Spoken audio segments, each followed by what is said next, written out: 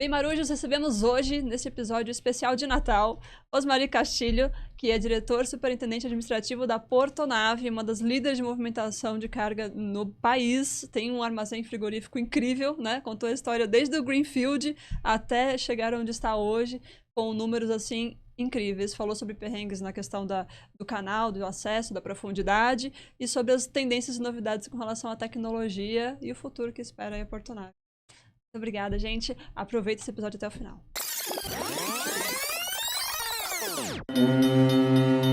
Fala, Marujo! Muito bem-vindo a bordo de mais um episódio do seu querido e amado favorito podcast, que é o nosso querido Portcast, o podcast do canal Tecnologia Portuária. Quero falar com você que nos acompanha, inclusive, seja muito bem-vindo se você é um seguidor novo. A gente está aí crescendo bastante, graças a Deus, e queria agradecer a todos os nossos seguidores. Assim como também quero agradecer a presença dos meus queridos co-hosts, Ricardo e Rodrigo, muito obrigada. Eu que agradeço. É sempre um prazer. Bem-vindos a bordo. Vocês sabem, né, gente? Eles são da T2S, software para o setor portuário é com a T2S, integrações, que mais? Manutenções, novidades aí do setor portuário para movimentação de container é com a T2S. Assim como o Data Recintos também, ó, eles manjam tudo daquelas informações que os terminais precisam passar para a Receita Federal. Se você não quer que seu terminal seja desalfandegado, conte com o Data Recintos. E a nossa querida Logcomex, que também apoia esse projeto. Logcomex é a inteligência de dados para comércio exterior. Você quer trabalhar com Big Data, você precisa de informações confiáveis, conte com a Logcomex, beleza? Queridos Marujos, hoje estamos recebendo aqui uma pessoa muito importante que veio lá de longe só para participar com a gente, que é Osmari Castilho. Falei corretamente? Correto. Bem-vindo a bordo, muito obrigado pela Muito obrigado, prazer enorme revê-los e prazer enorme ter a oportunidade de conversar com vocês aqui. Legal, muito obrigada. Osmari, são mais de 20 anos na Portonave, é isso? É, mais de 20 anos, 23 anos já na Portonave. É bastante tempo aí nessa história, né? A partir de um projeto Greenfield. É isso que eu falei, foi desde o começo. Projeto Greenfield, antes do começo, né? Porque... Antes do Carpinar. Foi lá antes do começo, porque ainda na ideia, quando se estruturava esse projeto, nós já estávamos lá. E depois começando a operação e chegando no patamar que estamos hoje, né? Inclusive, queria aproveitar para falar que esse episódio está indo ao ar em dezembro, 25 de dezembro. Então, você é nosso presente de Natal, que veio lá do Sul. E já que você falou de começo, eu queria pedir para falar um pouquinho da sua carreira, do começo. Como que começou, Osmari, antes de entrar na Portonave? Quais são os seus primeiros trampos? Muito bem, meus primeiros trampos, começando pela minha graduação. Embora meus trampos já vinham anterior a isso, né? Mas eu me graduei em economia, só que até chegar à graduação em economia eu tive que fazer meus bicos, né? Estágios, alguns bicos para ir mantendo aí ao longo da faculdade. Me graduei em economia e tão logo me graduei em economia, recebi uma oportunidade de um trabalho numa empreiteira. Eu sou natural do Paraná, sou da Lapa, uma cidade... Eu ia perguntar, é lá do sul mesmo. Uma cidade histórica, berço de heróis. É uma cidade histórica próximo de Curitiba e acabei estudando em Curitiba por uma decisão familiar.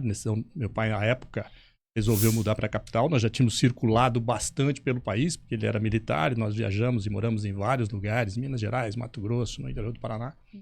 E depois fui para Curitiba para estudar segundo grau e aí fui para a faculdade cursar economia. Depois da minha graduação, logo depois da minha graduação, eu fui contratado como economista. Olha o que tá saindo já arrumar um emprego logo na profissão, que foi legal. E fui para uma empreiteira, o que significava que eu tinha que sair de Curitiba, né? Então eu rodei um pouco aí, saindo de Curitiba. Fui morar em Santa Cruz do Sul, no interior do Rio Grande do Sul. Depois fui morar em Santa Catarina, já em Concórdia, Santa Catarina, trabalhar no projeto de uma barragem. Trabalhei em Rio Grande, lá no Rio Grande do Sul. De grande obra? De grandes obras, de obras de infraestrutura, de obras de infraestrutura. Era uma empresa, à época, que tinha obras no Brasil todo. Então, algumas grandes obras. E eu fui para essa empreiteira. Foi o primeiro contato com a operação portuária? Porque aí... Foi o primeiro contato, embora fosse um contato não como operador portuário, foi um contato civil, de construção, civil, né? Diferente, começa a observar o que seria, mas foi o primeiro contato. Né? Eu fiquei nessa empresa aí por bastante tempo, voltei a Curitiba numa posição superior depois para ser superintendente administrativo, era uma empresa que tinha centralizado, fiquei nessa empresa por uns 13 anos, fiquei bastante tempo, teve um crescimento. Saí dessa empresa, fui convidado por um dos sócios para ir ser diretor numa outra empresa não ligada à empreiteira, uma empresa na área ambiental. Mas do mesmo grupo. Do mesmo sócio, né? Não era exatamente do mesmo grupo, mas um dos sócios era comum. E a ideia era fazer uma reestruturação e fazer um processo até de venda nessa empresa. Eu fiquei lá mais 4 anos aproximadamente, até fazermos esse processo. Era uma empresa que tinha sede em São Paulo e no Rio de Janeiro, né? Tinha atuação em São Paulo e no Rio de Janeiro. E aí começa a curiosidade, porque tão logo eu concluí esse processo nessa empresa, eu recebi um convite da minha ex-empresa, que era sócia da Portonave, que estava começando o projeto de sociedade na Portonave. E eles me convidaram, né? Até uma brincadeira um dos diretores à época, que até hoje eu admiro muito, Carlos Botarelli, um grande amigo, ficou ao longo desse tempo. Ele me ligou e perguntou, o que você está fazendo? Estou terminando aqui um projeto e tal. Ele falou, e depois? Ele falou, estou aceitando o convite. Ele falou, então tem um convite para te fazer, vem cá falar comigo. E aí surgiu a ideia, né, de Portonave, que era um projeto né, nascido em Curitiba, com sócios de Curitiba, mas estruturada E já tinha o terminal em Itajaí? Quando o Portonave foi concebida? O terminal de Itajaí, sim. Já tinha, né? O terminal de Itajaí é centenário. O porto público é centenário. Ali a operação de contêineres já havia começado. Público. E eles estavam começando no processo da delegação em Itajaí. Então, existia lá e zero, né? Portonave zero. As áreas começavam a ser adquiridas e começava uma estrutura diferente, né? Então, para concluir só a minha formação de economia, eu estudei depois engenharia econômica, estudei administração de recursos humanos e MBA em gestão empresarial. Aí, vindo para o projeto, quando nós começamos a olhar esse projeto, era primeiro terminal portuário privado de contêineres no país que surgiu. Foi o primeiro? Foi o primeiro. Mó tempão atrás. E um tupi, né? O primeiro tupi. Os tupis já existiam nas cadeias verticalizadas, sobretudo do minério, né, do agronegócio, de líquidos, mas de container nenhum. Foi aquela grande discussão, né, da 8.630 que abria, tinha uma discussão da carga própria, se podia ou não operar, qual era o montante. Então, enfim, tinha uma dificuldade enorme na época, porque era disruptivo. Né? Saía do conceito do arrendamento dentro dos portos públicos. Então, isso mudava um pouco o conceito. E, por outro lado, trazia uma grande dificuldade de estruturar um projeto desse. São projetos que nascem alavancados, né, com alto valor investido. Então, nós tínhamos essa dificuldade na estruturação. 3 empresas, em princípio, paranaenses, que eram os sócios, e nós começamos a estruturar isso. Então, isso foi em 2001. Eu acabei de completar 23 anos aí. Em 2001, que nós tivemos a autorização. Né? Autorização na época para desenvolver um projeto. E aí tinha que fazer todo o processo de estruturação. Do estudo técnico, estudo de viabilidade econômica, meio ambiente e, sobretudo, uma das coisas que a gente sempre discute muito no país, as questões regulatórias, institucionais. Né? Essa dificuldade de atrair alguém para investir neste ambiente. Acho que isso tudo superado, nós começamos a construir em 2005. Então, nós ficamos 4 anos estruturando e, sobretudo, discutindo a financiabilidade desse projeto, como nós viabilizaríamos esse projeto, né? Projeto com necessidade de capital intensivo. Começamos a construir em 2005 e, finalmente, começamos a operar ao final de 2007. 2007. Cara, você viu ele realmente saindo do chão, do zero, absolutamente, né? do zero. Absolutamente do zero. Antes do chão, inclusive. Antes, porque a discussão se esse projeto seria viável ou não, o risco, claro, ele é muito grande quando você tem projetos desta forma, porque é um projeto que também tem os ditos custos afundados, ou seja, nós poderíamos não viabilizar esse projeto, mas felizmente vieram parceiros muito importantes, né? E tinham profissionais muito competentes nesse pacote, nós conseguimos viabilizar e finalmente começar a operar ao final de 2007.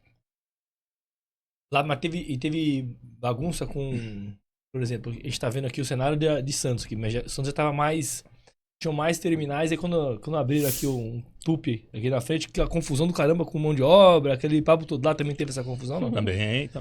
Porque Foi uma das grandes discussões. Acho que é o mais impactante, Foi uma grande discussão porque nós decidimos ter a mão de obra vinculada. Temos todos os nossos trabalhadores vinculados ao terminal.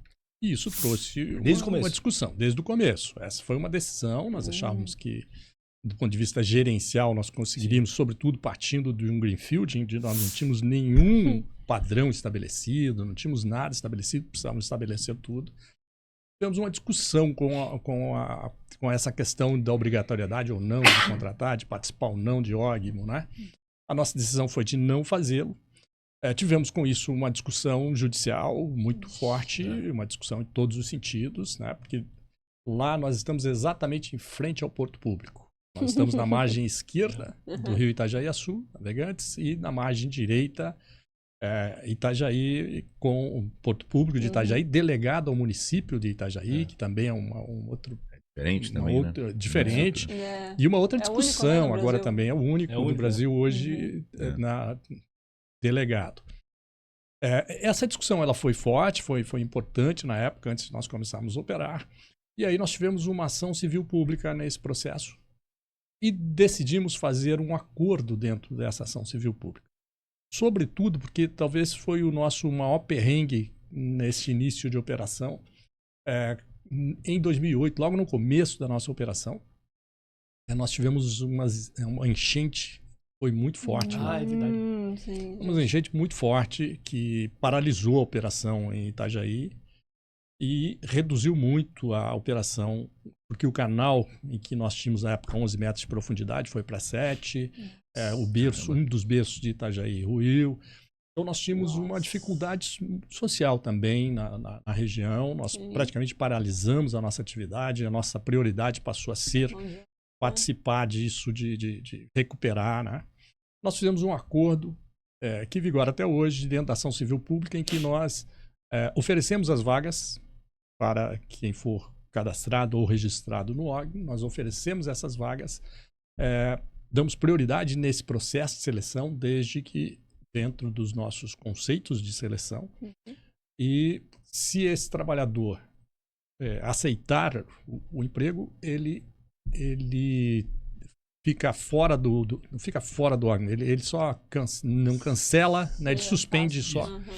Ele suspende o registro e trabalha conosco vinculado, né, dentro do nosso processo normal. E fomos para o mercado também contratar essa mão de obra. Então, esse foi um acordo, inclusive instituímos um fundo social para ajudar naquela época, que foi uma crise muito grande. Santa Catarina foi muito difícil, né? Todo o Vale do Itajaí, Blumenau descendo. Foi muito difícil porque as atividades praticamente paralisaram, né? Operar com profundidade de -7 navios de contêineres já naquela época era muito complicado. Então acho que esse foi um dos nossos grandes momentos de dificuldades, né? Nós enxergamos aí com o nosso grupo. E por outro lado nós vimos isso de uma maneira que o nosso grupo se uniu muito. Temos um time muito forte nesse sentido. O time se uniu muito para ajudar os colegas, né? Ajudar a população também. Participamos disso voluntariamente e retomar a nossa atividade, fazer isso virar, né? Então foi bastante complicado esse momento para nós, operacionalmente, e para nós porque vimos o nosso time sofrer esse impacto, as famílias serem impactadas, né? O Estado teve uma situação muito complicada. Mas o time se mostrou muito resiliente, conseguimos superar isso e voltamos à nossa atividade muito forte. Quanto tempo?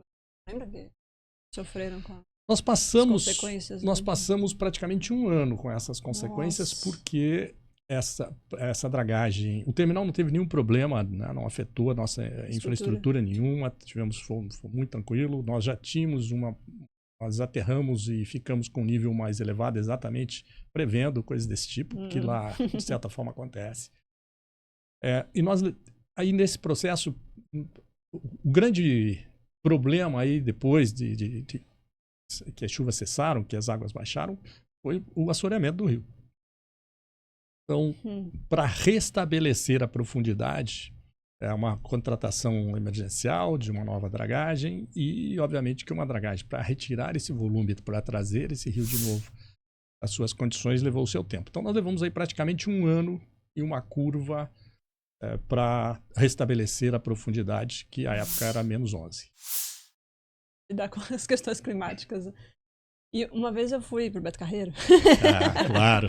E fui por Navegantes. Só que quando eu fui voltar, a gente ficou 2 dias preso em Navegantes por questão climática, porque tinha uma neblina absurda e os voos foram todos atrasados, cancelados, e a gente ficou 2 dias preso lá. É muito comum ainda essas questões. As questões climáticas, no caso de neblina, nem tanto. Este ano tivemos. Visibilidade dos navios. Esse ano tivemos. E aí não foi só em Navegantes, né? Foi Santos teve. Tem bastante. Teve aqui Rio também. Grande. Chegou a parar aqui também. Parou a operação portuária. Maior índice de parada da história do Porto. Foi. Exatamente. Então isso teve no Brasil todo, isso aconteceu, mas raramente nós paramos por neblina. Nosso ponto maior de atenção sempre é chuvas. Chuvas. Porque mexe com a profundidade. Porque para a operação é correnteza, ou seja, você tem um nível de correnteza que, por segurança, precisa paralisar. Sim.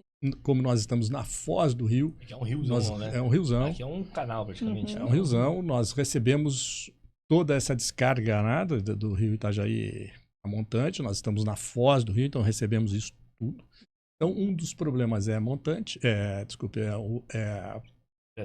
assoreando, né, que não é o que dá de efeito imediato, ela é consequência, mas o que paralisa eventualmente a operação por segurança é a questão da velocidade e questão da correnteza, né, questão da correnteza, ventos eventualmente e as ondas na entrada na boca da barra que dificulta esta manobra, né? Então, isso eventualmente nos limita a algumas operações. Teve um evento que teve uma mudança assim de jogo para vocês? Porque, pô, vocês são top, Terminal Brasil. E essa conquista foi uma rampagem linear ou teve alguma coisa que você fala assim, porra, isso aqui foi um golaço, fizemos um negócio que mudou tudo? Eu acho que nós fomos conquistando essa confiança e esse mercado. Nós fomos ao longo do tempo. Algumas coisas são muito relevantes lá. Uma questão, por exemplo, de bacia de evolução. Manobra dos navios maiores. Que nós tínhamos uma limitação para esta operação. Então, esse foi uma das decisões e um dos eventos que nos ajudou bastante, né, no sentido de melhorar a nossa produtividade, de melhorar a nossa condição. Nós tínhamos lá vimos acompanhando naturalmente esse mercado, olhando a projeção, quais navios estão sendo projetados, é a discussão que a gente tem até hoje, né, no Brasil. Mas nós fizemos todos os estudos mostrando que a nossa capacidade máxima era para operar navios de até 306 metros. Então, nós precisávamos crescer, precisávamos ter uma solução para isso. Os 306 era a geração que fazíamos lá, mas o 336 até o 350 precisava entrar na sequência, né? Sim. Nós discutimos muito isso no local, com o próprio governo do estado, mostrando a necessidade de infraestrutura, que é o que a gente discute até hoje, mas algumas coisas vêm pressionando. E se definiu por uma segunda bacia de evolução. Ou seja, se construir uma bacia de evolução que desse condição de se fazer esta operação com navios maiores. Essa obra foi uma obra muito importante à época, foi desenvolvida pelo governo do estado e ela deveria ter sido feita em 2 etapas, uma para chegar nos navios de 366 até 350, depois concluindo isso até o navio de 400. A primeira etapa foi feita pelo governo do estado e a segunda etapa ainda não foi feita. Mas viabilizou operar navios de 366, senão estaríamos fora desse mercado. Então, a primeira condição foi a condição de acesso. E quando foi? Quando foi essa primeira fase da obra? Isso terminou em 2017, mais ou menos. E aí deu uma capacidade maior. Aí deu uma capacidade maior, né? Já manobramos. E é muito interessante porque é uma manobra em que o navio entra ou sai de ré. De ré, Porque o giro está limitado. O giro ele faz na boca da barra, né, onde é a nova bacia de evolução, e ele faz uma navegação a ré para ancorar ou na portanável ou no porto de Itajaí. Então, isso foi fundamental, tanto que o navio de 350, quando precisou bater durante a pandemia, quando veio o navio de 350 ao Brasil, o primeiro navio 350, ele só conseguia operar lá em Navegantes. Hoje já consegue operar Santos, consegue operar outros terminais. Na época, ele fez uma única escala, né, de Ásia até Navegantes operando lá. Então, isso foi fantástico, isso foi um golaço. E, junto a isso, o aprofundamento também que aconteceu, o aprofundamento para menos 14. Então, hoje nós temos condição de operar navios de até 350 metros, mas, obviamente, precisamos ainda operar navios maiores. Né? O Brasil precisa operar navios maiores. E a profundidade hoje é? 14 metros. Acompanha, tem um canal tu conhece o Leandro LS? Ele é lá em Itajaí. Sim. Ele filma direto essas manobras e acompanha a pessoa. Ele tem um cara que tem um canal também no YouTube lá em Itajaí. Acho que ele tá Inclusive, a gente já convidou ele pra vir aqui. Não rolou ainda. E ele tem uma parceria legal com a... Não sei se ele é militar, se ele é da Marinha. Então, os negócios da Marinha, tudo que tem de especial ali, ele faz uma filmagem legal. No canal dele. Legal. E hoje, em números, você tem uma noção tem, óbvio, né? De números da portonave? Movimentação, equipamentos, quantos portâneres? Nós temos 6 portâneres hoje. Nós hoje temos a maior produtividade de movimentos por hora navio do país. Olha. Hoje nós estamos aí perto de 120, 119, alguma coisa. São os números da ANTAC, somos o maior. A maior 120? Hoje nós temos a maior produtividade do país. Operamos no ano passado 1.300.000, um pouco acima de 1.300.000 TEUs. Fomos o segundo maior movimentador de contêineres no ano passado. Neste ano nós estamos fazendo um investimento muito importante, que é para poder receber navios de até 400 metros. Então nós estamos fazendo... Vocês estavam com o berço parado, né? Estamos fazendo a adequação do nosso berço. E essa adequação provocou o mercado ficou meio... Porque as cargas que iam para vocês, o Itajaí não estava dando conta, acabou sobrecarregando também lá em Bituba, né? Na verdade, nós estamos dando conta da nossa carga. O que o aconteceu, o excedente. E aqui um fato importante Itajaí ficou sem operar há praticamente 2 anos. Sim. Então, quando o Itajaí acontece isso, você tirou do mercado aí perto de 400, 500 mil TEUs de capacidade. Né? Sim. Então, essa carga se redistribuiu, parte Portonave operou, parte Itapoá, parte Imbituba. Itapoá também, mesmo Paranaguá, então essa carga se redistribuiu. Mas quando você tira essa capacidade de um país que precisa desenvolver a sua infraestrutura, isso é um problema. Afeta, né? Nós estamos, mesmo com um berço, né, com parte do nosso berço em obra, nós vamos operar acima de 1.200.000 TEUs esse ano.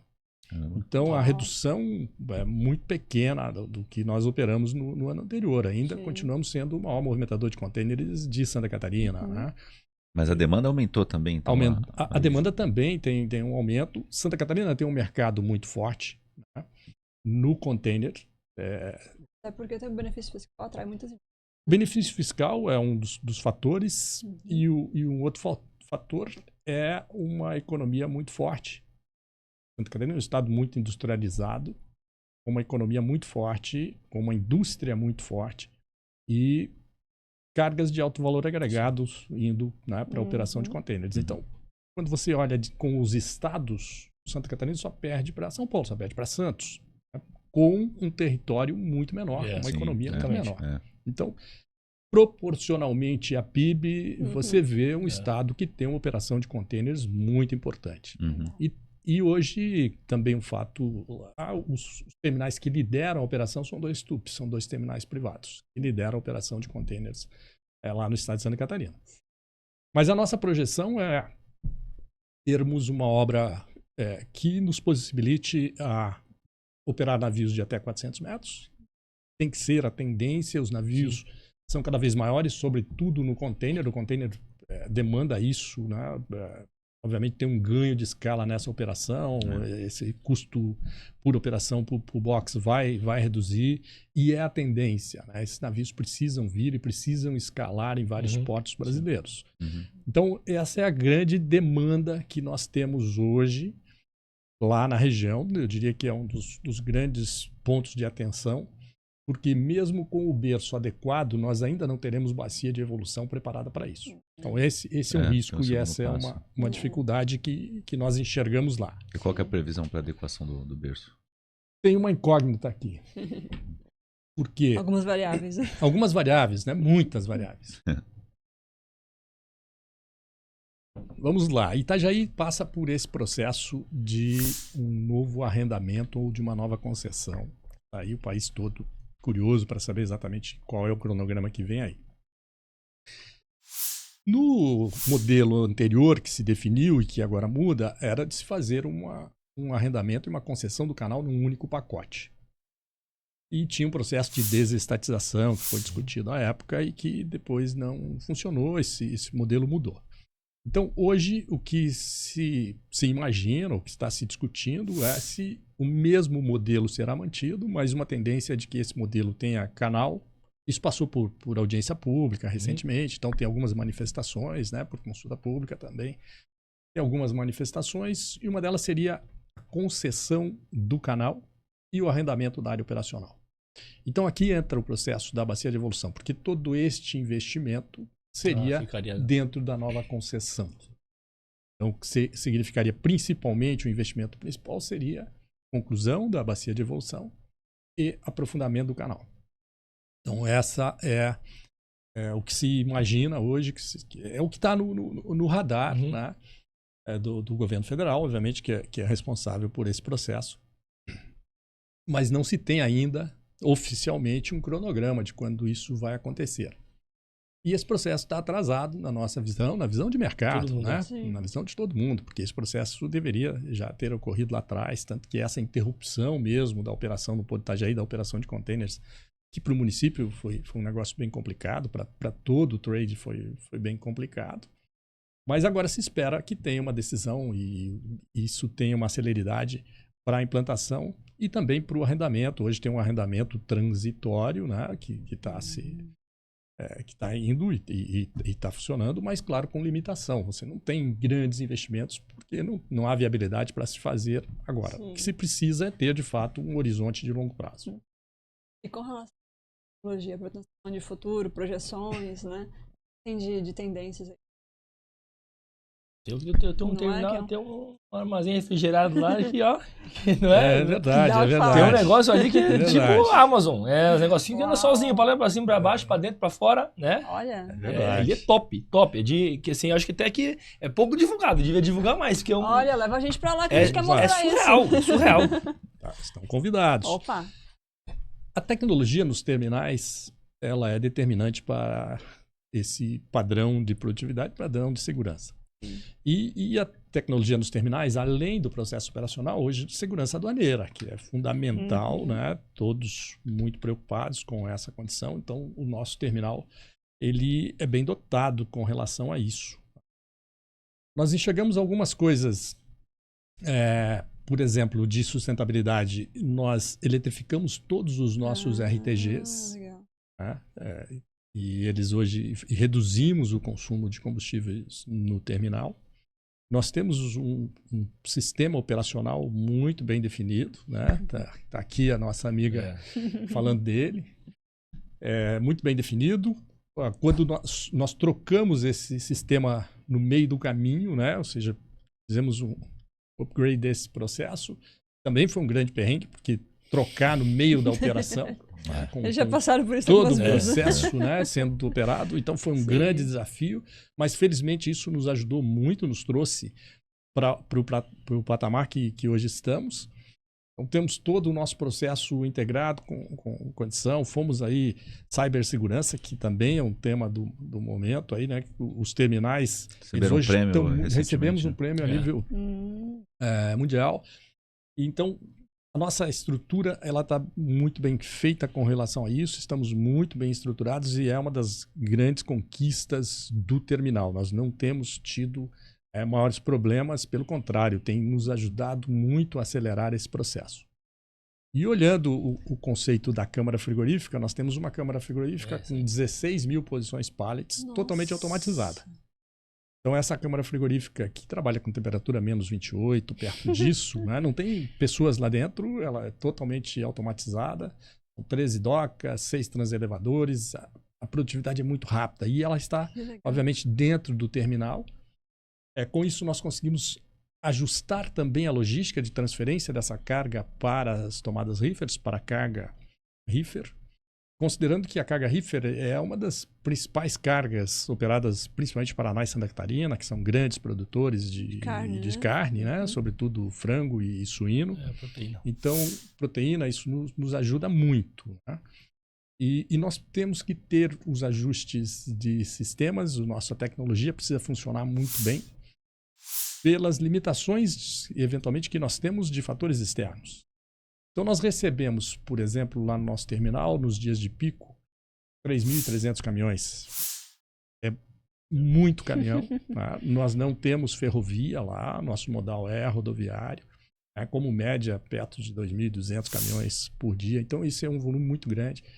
E nós temos conseguido operar o chamado gate in, gate out, ou seja, entre esse caminhão chegar e ser operado e sair, em torno de 34 minutos atualmente, que é muito, muito rápido. Né? E isso se deve muito ao processo de tecnologia. Né? Manualmente é impossível qualquer terminal operar, sobretudo terminais que têm grandes volumes como nós temos lá. Legal. Vou fazer uma pergunta polêmica. Votou em quem para presidente? É brincadeira. Com a retomada da operação do Porto de Itajaí, lá, o quanto afeta e tem alguma influência essa questão que eles estão tentando federalizar o Porto? Você disse que ia fazer uma pergunta e fez duas, né? Mas eu vou responder assim mesmo. Eu acho que a retomada é muito importante. Foi muito bem, hoje está estruturado. Que a região precisa mesmo, né? Porque a região precisa, o Estado precisa. Tá? Itajaí é o principal PIB de Santa Catarina. E muito em função da logística da operação portuária. Tá? Então, retomada é fundamental. Por outro lado, sabemos da dificuldade que é uma retomada com a infraestrutura que tem lá. Né? Então, está se fazendo um belo trabalho lá. Hoje tem um executivo de ponta lá, o Aristides Júnior, espetacular, está fazendo um belíssimo trabalho. Retomou há 2 meses, 1 mês e pouco aí. Né? Então, esta operação traz de novo um aumento de capacidade que é muito importante para a região, para toda a infraestrutura. Então, eu acho que esse é um fator muito positivo. Mas o fator que precisa ser a decisão é como se dará o processo de arrendamento, qual é esse cronograma para que os investimentos possam ser feitos. O modelo anterior previa, falando de números aí de 2 anos, 3 anos atrás, 2,8 bi de investimento. Então, para que se tenha esse tamanho de investimento, precisa ter essa perspectiva do longo prazo e do processo definitivo. Então, eu acho que são 2 momentos aqui. De fato, a retomada muito importante, ajuda muito, é muito legal, mas tem a limitação de infraestrutura. E, paralelamente a isso, precisamos andar. Além disso, o que falamos com relação à bacia de evolução e aprofundamento do canal. Então, para Itajaí e para Santa Catarina e para o Brasil, é importantíssimo que esse processo, de fato, caminhe rápido, para que nós tenhamos investimentos e possamos evitar esse gargalo. É isso que eu ia perguntar. Se do jeito que está, com os 2 operando no pleno vapor, se gargala em algum ponto no canal ali. Nós esperamos que a economia continue crescendo e que nós possamos suprir aí a necessidade de infraestrutura. Então, esse será importante. Nós, como Portonave, também temos a nossa projeção aí a partir dos berços, depois novos equipamentos, e temos também condição de continuar crescendo. Na segunda questão, que é a delegação, a Itajaí tem uma delegação municipal. Essa delegação venceu. Ela o ativa da União, obviamente, como todos os potes públicos, delegado ao município de Itajaí, era o único que vinha com delegação para o município. Nós temos lá no estado de Santa Catarina delegação para o estado de Santa Catarina, Porto de Imbituba e Porto de São Francisco do Sul, e Itajaí para o município.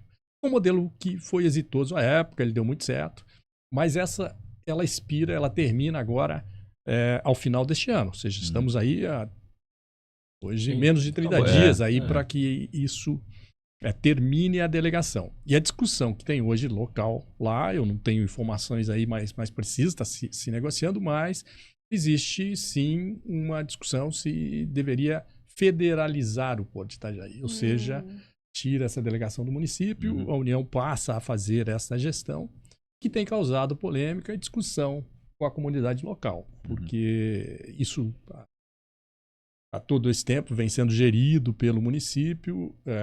Se imagina que se as decisões estiverem mais perto, isso será mais rápido e as decisões poderão ser melhores discutidas. Mas, enfim, é um tema hoje de muita polêmica, né? Mudança lá também da prefeitura agora com eleito um novo prefeito, né? Partidos diferentes. Então, tem discussões sérias e discussões importantes. Porque a gestão do canal hoje ela é feita pela autoridade portuária. E, sobretudo, dragagem, que é o que nós precisamos o tempo todo. A dragagem lá, ela é permanente. E tem conflito, assim, de, tipo, regiões, de áreas, tipo... Porque vocês são um tupi. E aí a autoridade portuária tem questão de dragagem, o canal é todinho da autoridade portuária ou tem alguma responsabilidade de vocês também? Não, o canal é todinho da autoridade portuária. Que é municipal. Que é municipal. Né? Todo o canal está dentro da poligonal de Porto Organizado. Mas se eles não fizerem a parte deles, não complica com o teu lado. Porque é comum, né? A utilização é comum. Se perder profundidade, perde profundidade para ambos. Então, precisa ser mantido, né? Hoje vem sendo feito, teve que fazer um ajuste financeiro aí para a retomada. Essa dragagem chegou a ser paralisada. A dificuldade que a autoridade portuária teve em função da redução das operações ou da paralisação, isso também afetou o fluxo de caixa e a condição de pagamentos para a empresa de dragagem. Isso precisou ser renegociado. Mas este é um dos fatores que nós estamos preocupados todos os dias de que isso seja mantido. E essa definição ela passa também pelo processo de delegação e quem vai gerir, né, se mantiver no município, como é que isso vai ser feito, ou se for para a União, de que maneira também isso vai ser feito, e, sobretudo, esta transição. Que deve mudar um pouco já, também definido, passou na Câmara de Vereadores aí 10 dias atrás, 15 dias atrás. Ela hoje é uma autarquia, Superintendência do Porto de Itajaí, e ela deve passar a uma empresa pública. E a composição dessa empresa ainda se define, mas já aprovado na Câmara de Vereadores o encaminhamento. Perfeito. Perguntas, tá? Bom. O tempo tá voando, né? Então, vamos para a pergunta pessoal agora. Que é jogador, já. Que ele era boleiro. Já temos spoiler, já bati minha bola. Agora aposentou a chuteira. Quem viu, quem não viu, só na internet, agora no YouTube. Osmaria, então, nossa última pergunta é exatamente isso. Quem é você de bermuda e chinelo? Ou de chuteira? Bermuda e chuteira. A chuteira já pendurei, né? Mas de bermuda e chinelo, e eu gosto muito da bermuda e chinelo. Moramos, né, vivemos numa região muito legal, que é a região ali de Navegantes, Itajaí, Balneário, Itapema, Penha. A região é muito bacana. Se tem excelentes opções aí, né, de praias desse ambiente, e ele é muito legal. Então eu gosto muito de fazer a minha corridinha na beira-mar, que isso faz muito bem. Já se supervisionou do trabalho. É muito legal você correr e isso faz muito bem, né? Eu gosto muito disso. A gente brinca lá que este ano só está dando camarão do grande e do enorme. Então você tem uma facilidade, com frutos do mar, né? Muito de uma qualidade enorme, né? E, então isso também você pode de pé na areia e ter esse tipo de consumo. Eu gosto muito de futebol, joguei muito futebol aí, amador e tal. Torce pra quem? Eu vou deixar essa quer se comprometer. Esse é um problema aqui. Não é Botafogo, com certeza. Não, com certeza não. Eu torço pro Coritiba, por isso que eu tenho sofrido mais nos últimos anos. Mas eu também é um hobby que eu adoro, acompanho o Coritiba, vou ao estádio, né? Vou muito ao estádio sempre que possível, né? E nós temos lá também um clube que é muito tradicional, que é o nosso glorioso Marcílio Dias. É tipo portuguesinha nossa aqui. Marcílio Dias é o nosso, nós somos patrocinadores do Marcílio. E tem o futsal que é forte, né? Não é forte em Itajaí, não. Ele é forte em Jaraguá e Joinville. Na nossa região é o glorioso Marcílio Dias, que é muito divertido também ver os jogos do Marcílio. Nós apoiamos o Marcílio, nós patrocinamos o Marcílio e também vou aos jogos do Marcílio, que é muito divertido, que encontramos lá os amigos também, os Pô, torcedores. legal, legal, terminal. Muito legal. Não sabia, patrocinavam o time? Patrocinamos. As super terminais lá em Manaus, eles patrocinam o Amazonas. O Amazonas, exatamente. Aqui, primeira divisão lá, os Da caras. hora. Nós vamos. legal. Esse ano nós jogamos a Copa do Brasil, perdemos pro Vasco, mas. Pô, mas é legal pra caramba. Foi bacana, né? Movimenta a região. Sim. Sim. E esse ano vamos jogar a Série D. Então o time tá avançando. Aí. Nos esperem na Libertadores aí por alguns anos. Aí sim, que legal. Então, futebol, correr na praia. Correr na praia, reunir Que com os amigos, né? E que isso também dentro desse ambiente. Churrasco? Eu diria que churrasco também, né? A gente não recusa, né? Boca livre a gente nunca recusa, então estamos lá também. A camarão dá pra grelhar Mas também, o né? camarão dá pra grelhar também, né? Tem um polvo que dá pra grelhar, fica muito bom, né? Então esse é o pacote. E também o convívio com a família, né? Eu tenho 2 filhos, o Henrique e a Thaís. Grandes, já? Pessoas já adultos, casados. O Henrique vive em Curitiba, a Thaís vive nos Estados Unidos. E quando possível a gente encontra aí, junta todo mundo, né? Para poder colocar as coisas em ordem aí. Então esse contato é importante. E gosto muito de viajar também. Tá? Então, sempre que possível, encaixo uma viagem aí que eu encontre com a minha filha em algum lugar, ou que inclua aí meu filho, né? Minha mulher. Então, a gente tem esse pacote aí também. E uma coisa que é um pouco pessoal, mas que também mistura aí com o profissional, é a relação com a comunidade. Tem uma relação com a comunidade de navegantes muito forte, em que nós conversamos dos outros assuntos que não só os assuntos portuários, como forma de tentar contribuir ou de dar a nossa impressão. Hoje tem um prefeito muito ligado nas coisas da comunidade lá, né? Um grande prefeito. Então nos dá a oportunidade de conversar isso também. E eu, felizmente, sou cidadão honorário de Navegantes e ganhei o título de comendador do estado de Santa Catarina. Então isso me identifica muito, né? Me identifica muito, me deixa muito orgulhoso, né? Com relação a isso. Então isso me dá essa identidade pessoal e profissional lá com a região, assim como a identidade que eu acabei desenvolvendo com a Portonave, né? Isso me trouxe muito forte.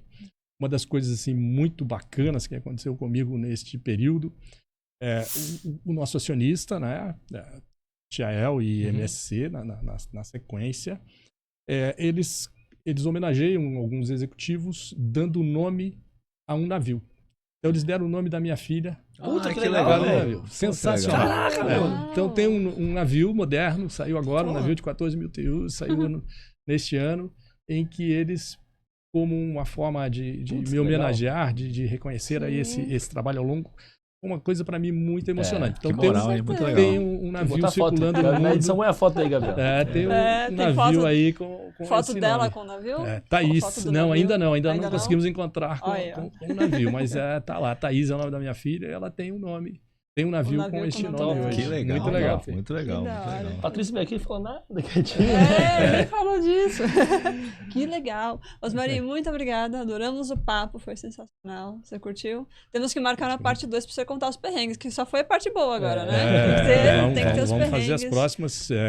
Eu que agradeço imensamente. Foi um papo descontraído, passou aí muito rápido, né? Fica aqui o convite para visitar a Santa e Bela Catarina, que está sempre, né, de braços abertos aí, visitar o nosso terminal. Tem bastante coisa, ficaria aqui muito mais tempo falando dos nossos perrengues, que também temos vários perrengues, né? Mas eu só reforço aqui, e tenho reforçado isso sempre, a capacidade do nosso time, né? O nosso time, hoje nós temos 1.200 trabalhadores conosco, rodando 24/7 como todos os pontos, com alto índice de produtividade, com segurança. E nós esperamos que esse time aí nos acompanhe por muito tempo, cada vez melhor, prontos para que também absorver tecnologia, que é o que virá cada dia mais forte. Temos ainda grande desafio pela frente. Estamos muito longe da nossa capacidade, de atingir a nossa capacidade. Então, acho que teremos investimentos e bastante trabalho aí pelos próximos anos. Tem coisa muito Legal. boa por aí. Obrigada, viu? Se você gostou também, não esquece de comentar, né? Pra ver se faz uma parte 2, quem sabe. Comenta e compartilha o link desse vídeo com as pessoas que você conhece. Muita gente precisa conhecer a Portonave, né? Certo? Obrigada, galera. Tchau. Até a próxima.